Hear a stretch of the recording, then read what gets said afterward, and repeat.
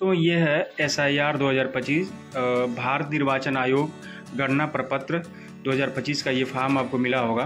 पूरे परिवार में जिनका भी वोटर लिस्ट में नाम आता है उनको ये प्राप्त हुआ है।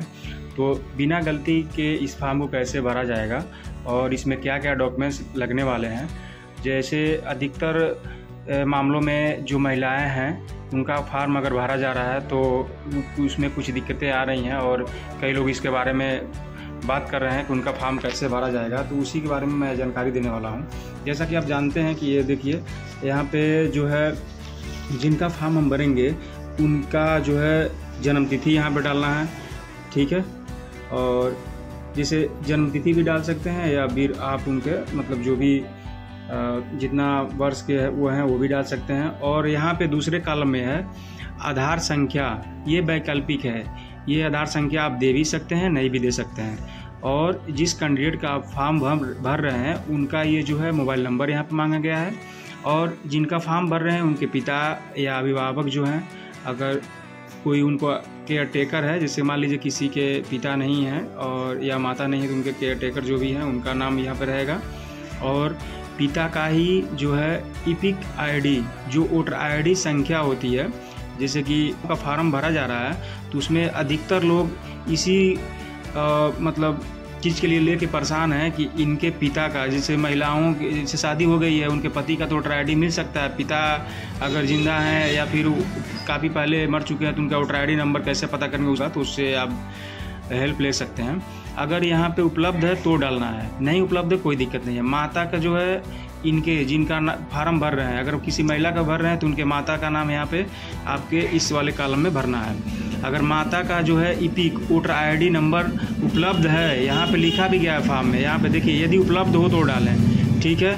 उसके बाद अगर जिसका फॉर्म आप भर रहे हैं वो शादीशुदा हैं तो उनके पति या पत्नी, अगर पुरुष हैं तो उनके पत्नी का वोटर आईडी नाम और वोटर आईडी संख्या, अगर मतलब पत्नी है तो उनके पति का, ठीक है। ये आपको भर देना है। यहाँ तक पूरा कंप्लीट हो गया। दूसरे यहाँ पे कॉलम में अगर जिनका भर रहे हैं फॉर्म और इनका फॉर्म जो है अगर उनका नाम जो है 2003 वाले SIR जो लिस्ट है उसमें अगर हो, ठीक है, यहाँ पे आप देख सकते हैं, ठीक है।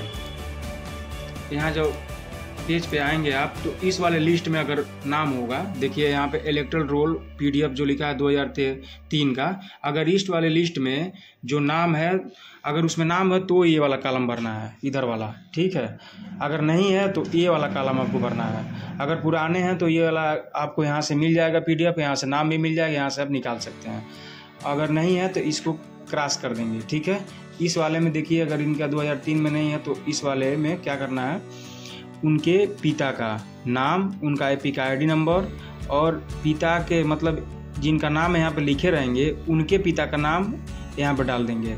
और इनसे क्या संबंध है इनका, पिता का नाम अगर डाले हैं तो पिता का मतलब यहाँ लिख देंगे फादर, ये जिनका नाम डाला गया है ये इनके फादर हैं, यहाँ डाल देना है, ठीक है। उसके बाद जिला, ये क्या कब भरना है, ये पिछले SIR के अनुसार मतलब 2003 के अनुसार, ठीक है। अभी देखिए यहाँ पे ये हो चुका है, यहाँ पे ध्यान देंगे तो ये हो चुका है हाटा, ठीक है। यहाँ देखेंगे यहाँ हाटा हो चुका है। अब पहले सेक्टर क्या था तो यदि सेक्टर कर रहे हैं यहाँ पे इनका रामकोला था तो इसके हिसाब से यहाँ पड़ेगा, ठीक है, इसके हिसाब से ही यहाँ पड़ेगा।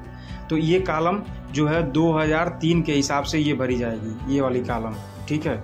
इसमें आप 2025 के हिसाब से मत डाल दीजिएगा, ये बिल्कुल ध्यान रखिएगा आप, ठीक है। जैसे कि यहाँ पे देखिए 2003 में इनका जो है विधानसभा क्षेत्र क्या था, रामकोला था, लोकसभा क्षेत्र जो था वो पटौना था।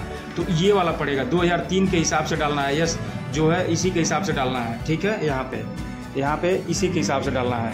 भाग संख्या पूछा है, भाग संख्या भी आपको यहाँ पे नीचे भाग संख्या पूछा है तो यहाँ पे आप ये वाला डालेंगे, ठीक ना, ये वाला भाग संख्या डालेंगे 197, ठीक है। इसका बिल्कुल आप ध्यान रखिएगा, ठीक है। ये लिस्ट आपको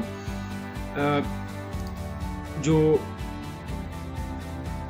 इसका होम पेज है वोटर ECI गवर्नमेंट .in वाले वेबसाइट के होम पेज पे ये मिल जाएगा। यहाँ से आप जाके डाउनलोड कर सकते हैं इस पेज को। और बाकी जैसे कि जो उम्रदराज हैं जिनका मतलब इस लिस्ट में जिनका नाम था पुराने वाले लिस्ट में, तो इनका डिटेल्स जो है उठा के यहाँ पे आपको भर देना है। तो भी इसको नहीं भरना है, ठीक ना, दोनों में से किसी एक को भरेंगे आप, ठीक ना। और उसके बाद यहाँ पे आपको सिग्नेचर करना है, यहाँ पे BLO सिग्नेचर करेंगे, इसके बाद इस फॉर्म को जमा कर देना है। तो अगर आप मतलब इसका फ़ोटोकॉपी निकलवा कर रख लेंगे तो अच्छा रहेगा, क्योंकि अगर कोई फार्म में कुछ गलती होती है तो आप दूसरे फॉर्म को भी फिल कर सकते हैं, ठीक है।